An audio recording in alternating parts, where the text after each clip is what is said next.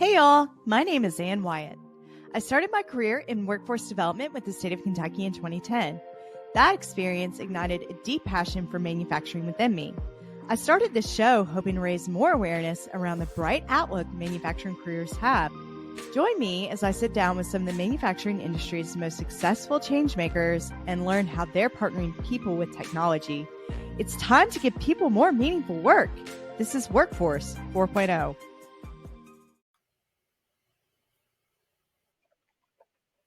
Another episode of Workforce 4.0. This is your host, Ann Wyatt, and today I am joined by a very special person, Frank Gibson, with the North Central Ohio Region's Manufacturing Workforce Alliance. And Frank is so kind to be on the show today because Frank does a lot of work in workforce development in the field, but he has been so kind to come on the show today and talk to us a little bit more about the workforce development process and some of the successful techniques that manufacturing companies are using in the Ohio area to better engage their own workforce. So Frank, thank you so much for coming to the show. In your own words, for those that are tuning in today, who is Frank Gibson?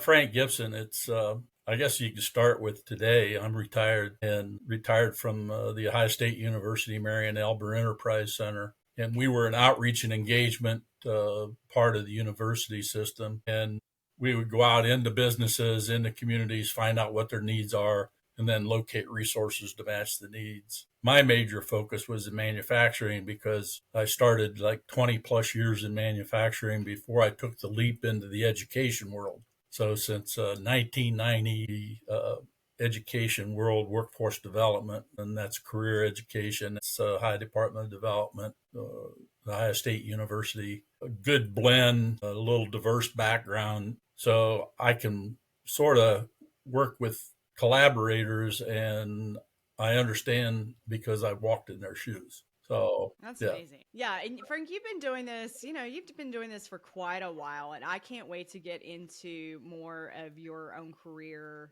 more in the conversation here. But I am fortunate that you're on the show because I think that my audience can certainly learn a lot from you today on how workforce development works and how it's implemented successfully. But before we get started with all of that, I've got to give you the traditional Workforce 4.0 welcome. And I've got to know, Frank, I don't know if you're into this kind of thing, but if you are, what is your go-to karaoke song? Karaoke. I'm probably not going to share I'm not going to share the three songs that I don't sing. I'm an entertainer.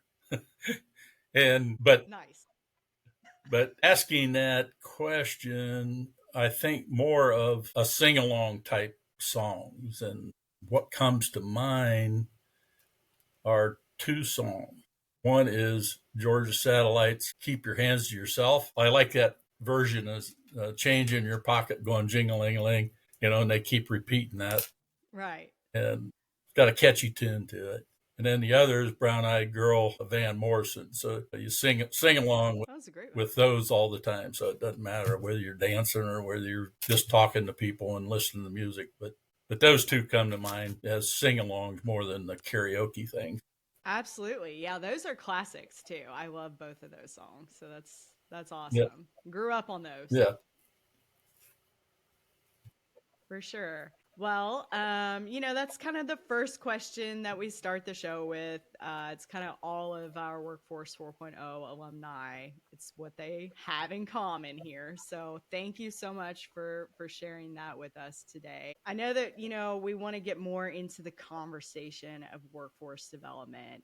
And I think that there are so many aspects of workforce development. I've worked in workforce development, and it's not just one thing. It's kind of a system or a combined collective of things that make up workforce development. But what is something that you wish that... Yeah, I guess different perspectives of workforce development based, like I said, on whose shoes you're walking in. But the biggest thing is connect, collaborate, and leverage resources. If you, as a group or community or a region, want to get together to work on this workforce stuff, collaboration is the key. Now, been doing this for a while, and get into some communities and talk to some people, and they say, we got to break down these silos. We got to break down the silos. And I'm cringing. Oh, I heard that for years, Yeah. Frank. So I'm cringing when they say that, because we done a study at OSU back in 2014, 2015, 4 counties manufacturing. And we started calling them islands of excellence instead of silos. And they do well at what their focus is, but to get them to connect and collaborate and leverage those resources, how powerful. Absolutely. And that was one of the outcomes, is basically getting people to understand that you can't go this alone if you're going to do a good job and you're going to sustain what you're doing. Another thought is, I heard people say you're so connected, and I never thought about that, but I think everybody, one of your strongest assets is your network you have. And keeping that network alive, adding to it, and some people's going to come and some people's going to go, but keeping that network alive, because you never know when you're going to need that different asset you're going to bring to the table. One of the other, go ahead. Yeah, your network is your net worth. Yeah, right. It's. I mean, who can I call today and raise some chaos? That's how did we connect, Frank? That's right.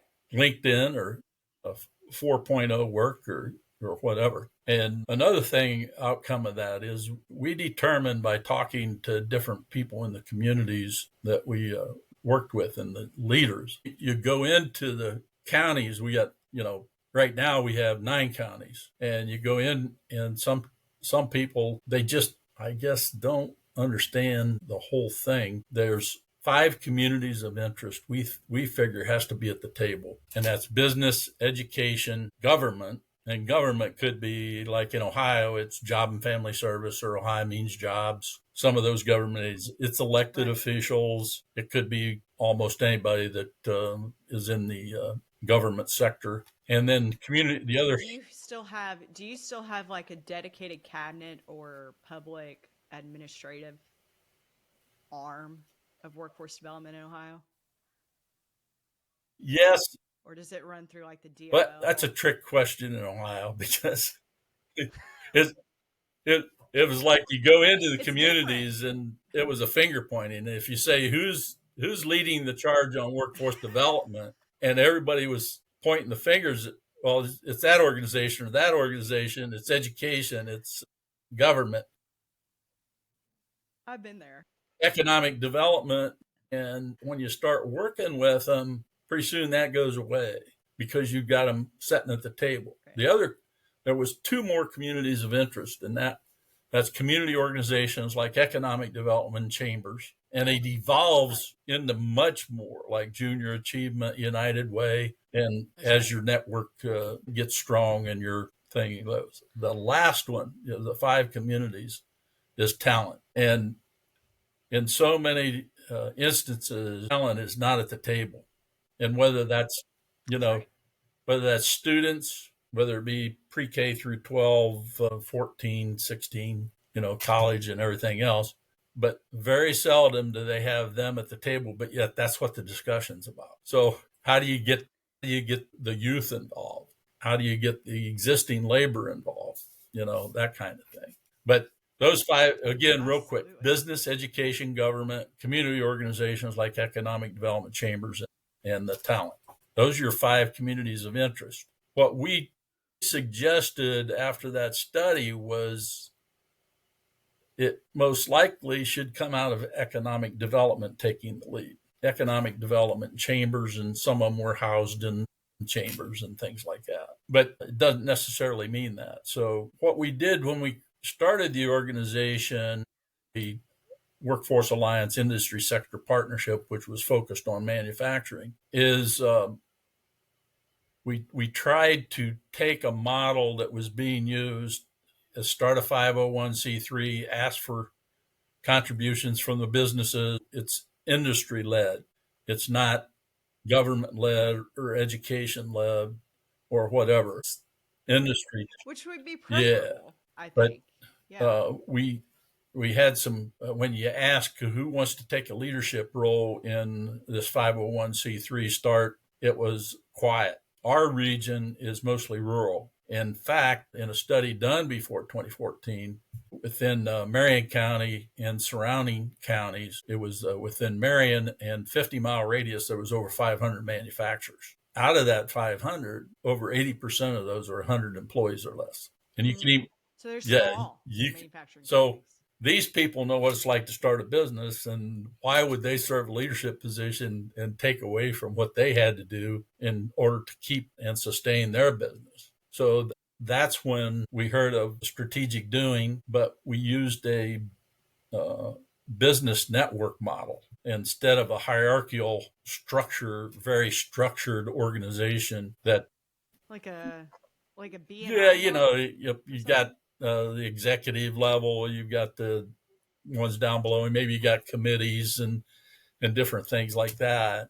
So the business network model is go into each of those counties and find a resource partner, normally economic development chambers, and occasionally you get government or you get education, but somebody that's going to take the lead in that county. And our mission was simple: is advocate and promote careers in manufacturing. We kept it broad enough. All we want to do is work to make sure that manufacturing has a seat at the table in all these workforce discussions. So that was, I guess, way of looking at what we're doing and where we're at today, is because each of those counties that decided to form that alliance within the county and start working together on things, they are the ones that come up with the solutions. So they're going to make it work.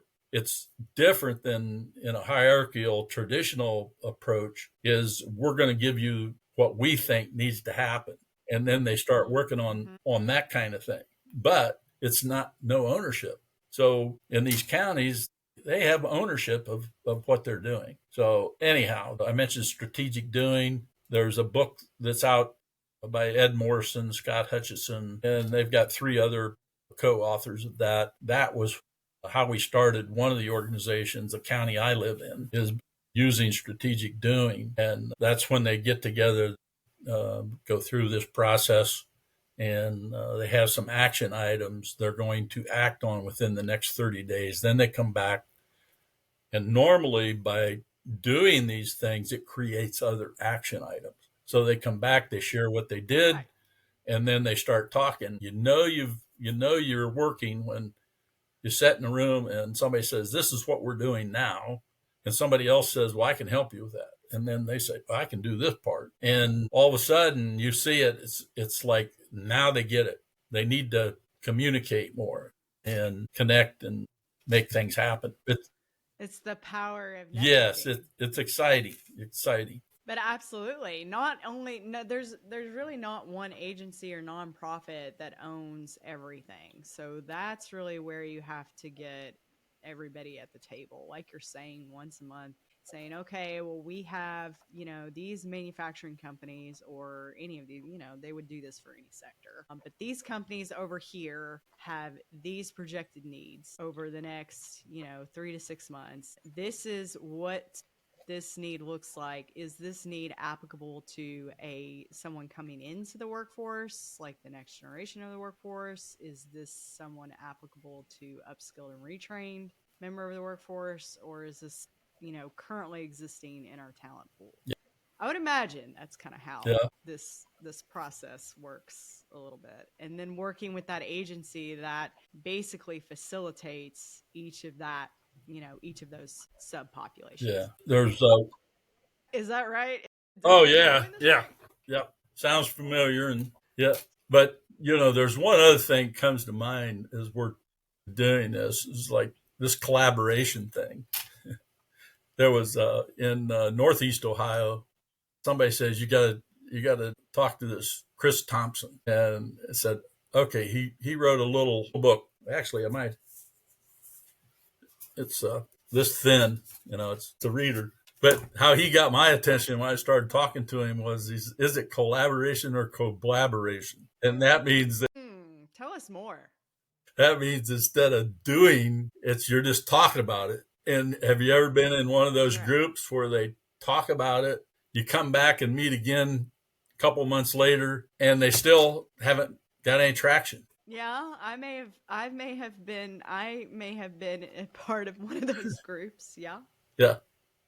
So think about that too. Think about now when you go in to a new group and all of a sudden you're in one meeting, then you meet later and there's another meeting. That sometimes happens. But when you get excited about the ones that are doing things, and that's what anyhow, that's sort of my idea on if we can understand the framework for workforce development is not just your own little world or island of excellence. It's you got to have that network and create that new ecosystem, and that's what.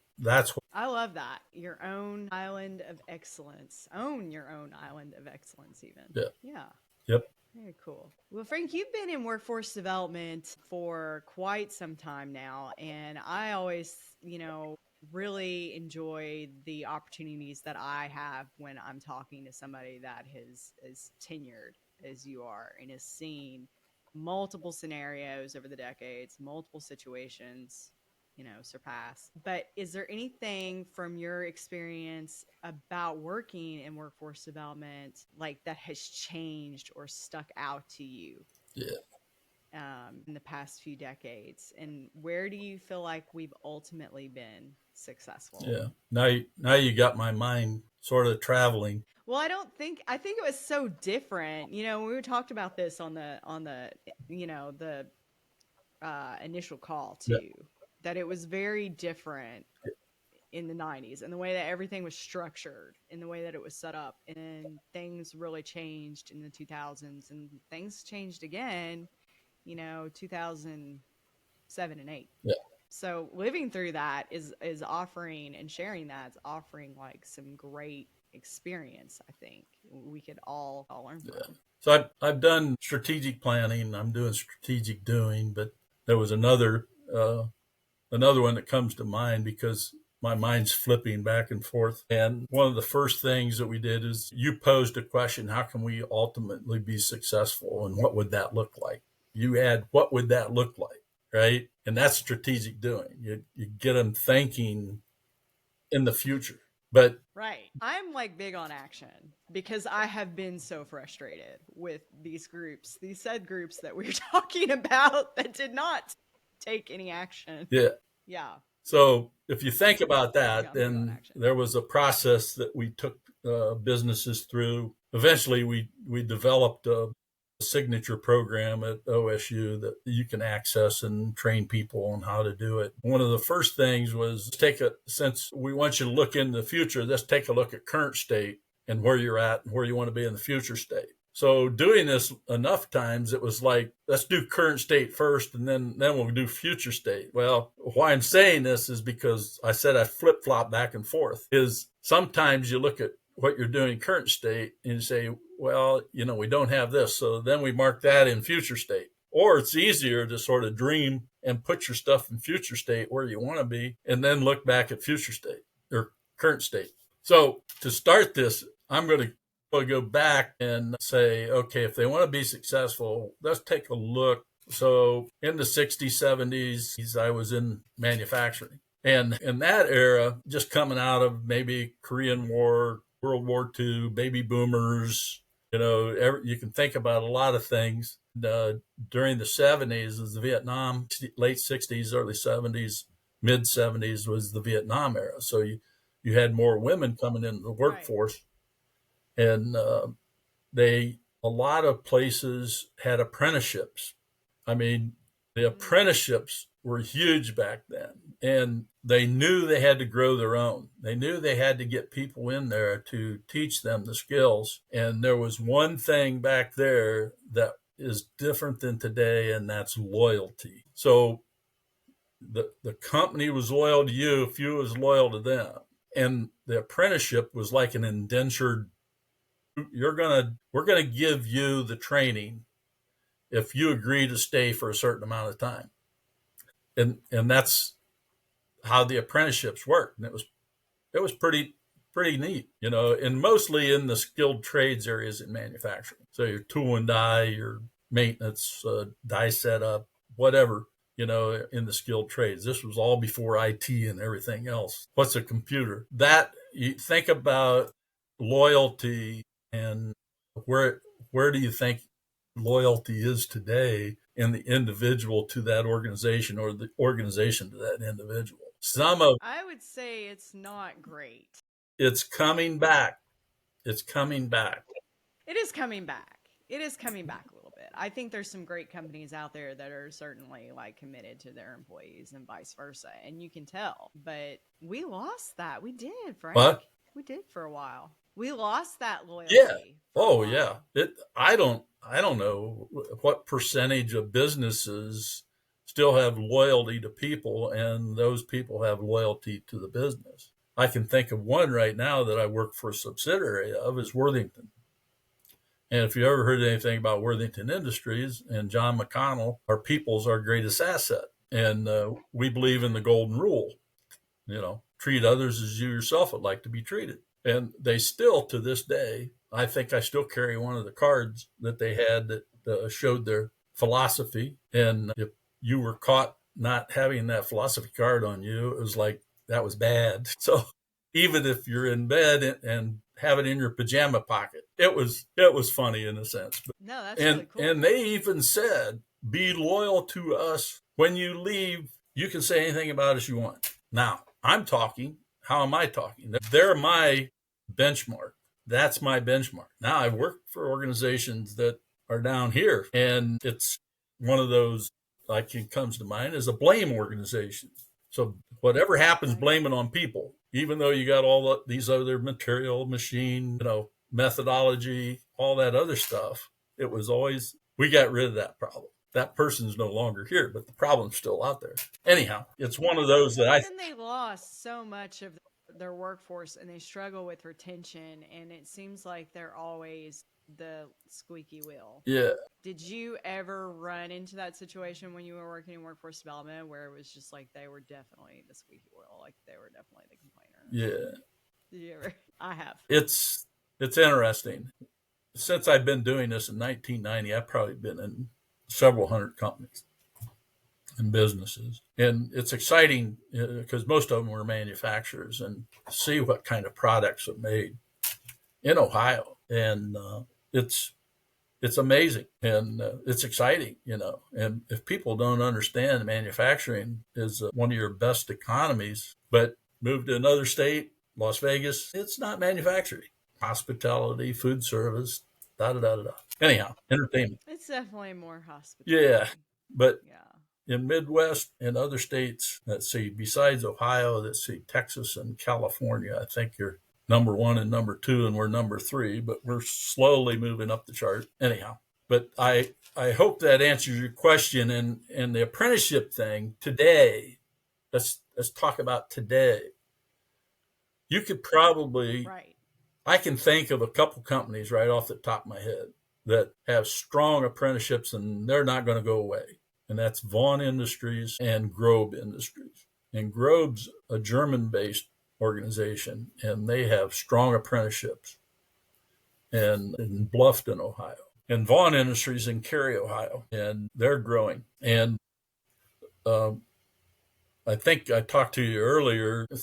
I asked you to guess how many apprentices they started this year. You did. And I guess something like 10 or something, even in the ballpark. I guess like 10's yeah, pretty good. 80. They started 80 wild. apprentices. So it's one of those that they know. If you talk to the owner, he says, we're going to give them the opportunity to learn, and we're going to teach them how to do things safely. And they invest a lot of time in those people. And you go into the schools, and the schools know who Vaughn Industries is. And I'm sure up in Bluffton in that area that they know who Grobe Industries are, because you can get a good paying job, living wage there. They can teach you something. If you want to decide you want to leave the organization, you leave with that skill sets.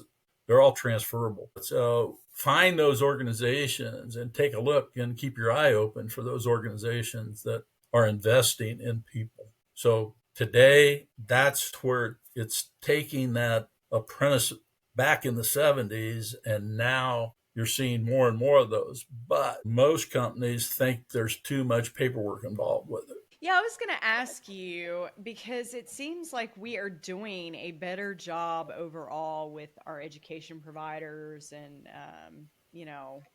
a lot of companies are taking the lead on apprenticeships, but like others are not. And I kind of wanted to ask you what that process looks like for them in order to implement it in Yeah, apprenticeship. Apprentice Ohio, and that's under the High Means Job and Family Service umbrella. They will come in and talk to the organization about which jobs do you want to look at for apprentices, and then from that point, then they see if there's their list of already type apprentices, or maybe it's a new one they're creating.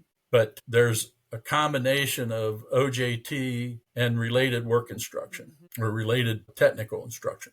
So books, you gotta have the book knowledge, and maybe hopefully hands on in the education world, and then so many hours there, and then so many hours OJT. And yes, you have to do some tracking, but if you find the right sponsor, whether that's the High Means Jobs, or you got WIA boards in, I think Area 7's ours, that Yes, sometimes they can be the WIOA. sponsor, and that takes Yeah. a lot of the administrative piece away from the industry. But I'm sort of old school in saying that you want to do this right, you start with job task analysis. And once you Mm. sit down with the subject matters and glean all that knowledge out of there, and then put something together that you can give to the educator and say, these are knowledge, skills, and abilities and other attributes needed for that job, then you're going to be more on the mark. Um, I've looked at DACM and other OJT type stuff, but I found one out of Denver that he's got a software platform that he's been in existence since 1986, and I've worked with him over the decades, and there's nothing that compares to what he has done with that. And he takes a lot of the paperwork administrative away from the business. So outsourcing is key, though. You got to be willing to outsource, and usually we can find the organization's dollars to subsidize that.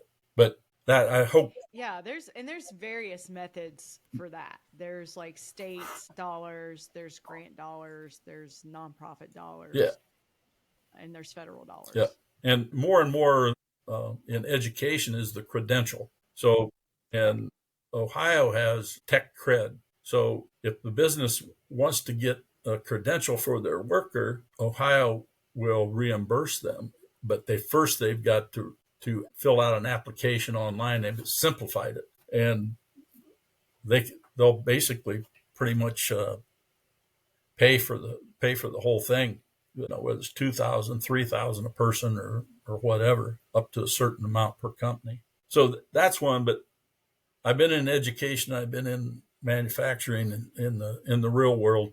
It's like uh, a credential. There's a bit of a Yeah, gap. Yeah, there's a bit of a gap. sometimes a credential only means they have an awareness, they've got the knowledge, they have the understanding, and they haven't had the hands-on. So they've got to be able to apply, and then that leads to competency or mastery. Does that make sense? Because in most cases, Yes. education takes care of the awareness, understanding, and knowledge. But now there's more and more, and career centers have been doing it for years. Career tech education is they have the machinery and equipment, and they've got very strong advisory committees. If they're current with those advisory committees, they're current with their curriculum, they're current with machinery and stuff. But let's let education take care of the top three. Business has to take care of the hands-on on their machinery and equipment, and that's where it needs to be. But in some cases, we're too dependent on each other. Education dependent on getting information from manufacturing, but is it current? Is it really what they need? And machinery and equipment, they may teach FANUC or Yaskawa Motoman or programmable controls and whoever that is, and Mitsubishi or whatever. It's one of those that that's that's a big one too. You need the application. You need to be able to have so much experience and leads to competency and mastery. And how do you do that? So anyhow, that's what I see. That is a See, big. they That need to is a be, yeah. interesting. Well, that kind of answers a little bit of our next point of conversation here. But the biggest challenge facing manufacturing companies, is it the apprenticeship programs when it comes to workforce development? Is it just not knowing where to start? Is it an organizational leadership thing? What do you think, Frank? That's a pretty good question. You keep your ear to the ground. And well, what you hear is if we train them, they'll leave. And if we train them, somebody else is going to grab them. So today it's poaching. How do you retain and attract skilled talent? And you got the poaching factor in. And not poaching. Yes. That was a huge issue. Even with even at the career center, when we were matching, like when we were doing jobs matching, and we were like, getting folks to work, for specific companies. Something we had to take into account was, have they worked there before? Have they worked for a temp agency that worked there? Have they had any interaction? What happened if they had? And then you have to worry about if you only have a finite number of people, poaching is almost inevitable. Yeah. And what do we do about that? Yeah. And that's that loyalty. If you have people's interest on your mind when you're developing, they're gonna have a loyalty. You gotta make sure that you show appreciation and acknowledge that the fact that they're skilled talent now within the organization. It's one of those that if you think about in communities, they're trying to figure out this retention of talent and attraction. Oh, yeah. And if you tie workforce development with economic and community development, those discussions have went beyond just the workforce and training and educating them. Let's see what their interests are, where they have challenges, and that's childcare, transportation, and affordable housing are the three that pop up in every county that we're working with. And those are being attacked now in collaboration. So they're doing things to make it happen. And that's one of the other things that is a factor is, why would youth that's graduating from high school want to live in a community that can't help them until they can live on their own? Once they leave high school or once they leave college or universities or whatever. And I think that's one of the biggest challenges in manufacturing and apprenticeships, and that's how you started this conversation. And why aren't they doing that? And it's like I said, if we train them, they will leave. Well, if you don't train them and they stay, what have you accomplished? Think about that. You've made an unsustainable. Yeah, you haven't done anything. You've built. You're not doing anything. So you still got the problem, but you don't want to attack it because you're afraid they're going to leave if we train them. Yeah, but then you really have built a revolving door that does not. Yeah, and given that apprentice credential, but those that get it build that loyalty. They treat their people well. Culture's good, and that's it with apprenticeships and stuff. Is mostly, and some of them say it's too cumbersome. You talk to like the Vaughn Industries and the Grobes in the world, and that they say we're sticking with it. We know we're investing time and dollars, but the investment in our human capital is very key to our organization. And that's one Worthington. Yeah. Again, I think that's interesting. Yeah. I'm gonna pull back. Really? Yeah. So, go ahead. Yeah. Go ahead. This is where I'm going. Worthington was one that, why did they train their people? And if they left, they weren't too upset about that because they've invested in them and they're going to talk good about them. So how do you know that person leaving might be one of your suppliers or one of your customers? Think about that. Now, who would you want to do business with? Yeah. So anyhow, think about that. Yeah. And I think that the way that we've looked at, of course, human capital is not it's not a term I use a whole lot, but I mean it is a really good business term for those that are maybe like younger out there that are but they're, the idea of human capital versus equipment, equipment capital is looking at people as an investment and your labor as an Not investment cost or and expense. not as a Yeah. cost. Right. Yeah. That, to me, that's a key. Where do you think that went wrong? What did we do there? What did we do to get that so far off track? Because I do think that back, some years ago, it was more viewed as an investment and not a Yeah. cost. If you would ask the C-suite people what they're going to invest in capital for the next 3 years, they'd probably list facility, equipment, machinery, tools, infrastructure, utilities. Maybe we're going to merge. Maybe we're going to make an acquisition. How often do they say we're going to invest in human capital? We're going to develop our people, because if we're buying all this stuff, are people ready? That's right. So here's an example. The Grapevine. They bought a piece of equipment that was $1 million. That person went for the training on that piece of equipment, but from the supplier, he comes back, stays a little while, and he leaves. Machinery is sitting there because nobody can operate it. Nobody can maintain it. So what did it accomplish? If you don't make sure that you send at least 2 people out but on the training, but why did they leave to begin with? In today's age, they're being promised bonuses to sign on or a higher wage than they were making.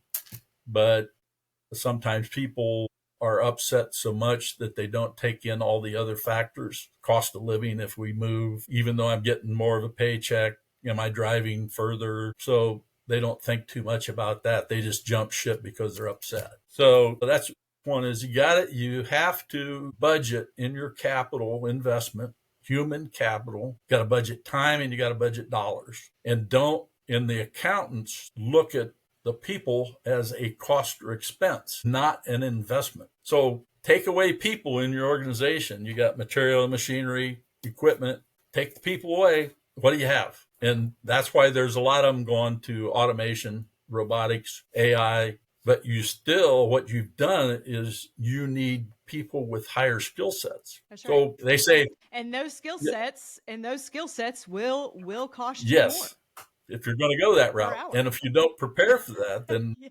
don't invest your money in all that fancy stuff and think that you're going to cure all your ills, So, but anyhow, that's my spin on what they need to look at, what they need to do, and when they're talking about capital investment, include human capital. Absolutely. Yeah. Frank, I appreciate the insight. And I again appreciate you being on the show today and sharing your expertise with us and how it works. This has been such a real and authentic conversation. And it means a lot to me that you would be here. For those that are out there listening to the show today, what is a good point of contact for you? And I'll link all this in the show notes as well. Okay.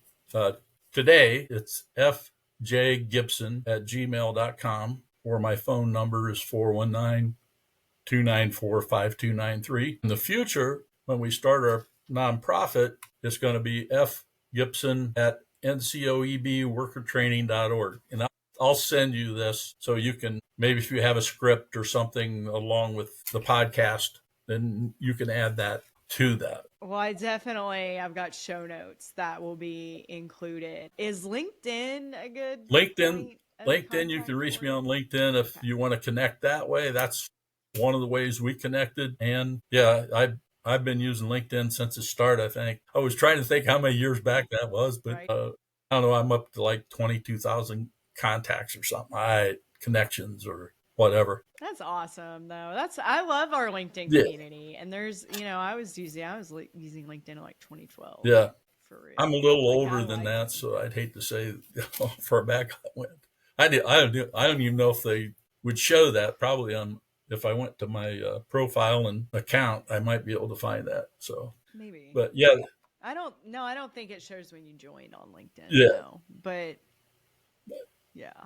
Yeah. Well, thank you for asking me to be on the podcast with you. And I always enjoy talking about workforce stuff. I get a little excited about it at times, but then I think back, in the past and where we're at today and what the future looks like. And I, we need, It's the only yeah, way. we need more people to grab this bull by the horns and want to learn more about workforce development as a collaboration and not as an individual out there trying to do everything themselves. That's right. Absolutely. Well, Frank, I appreciate it. And for everyone listening in today on the conversation, I appreciate you as well. Let us know how you like the show today and reach out to Frank because he is such an advocate for workforce development. We were so happy to have him. We will see you all next week on another episode of Workforce 4.0. Have a good one.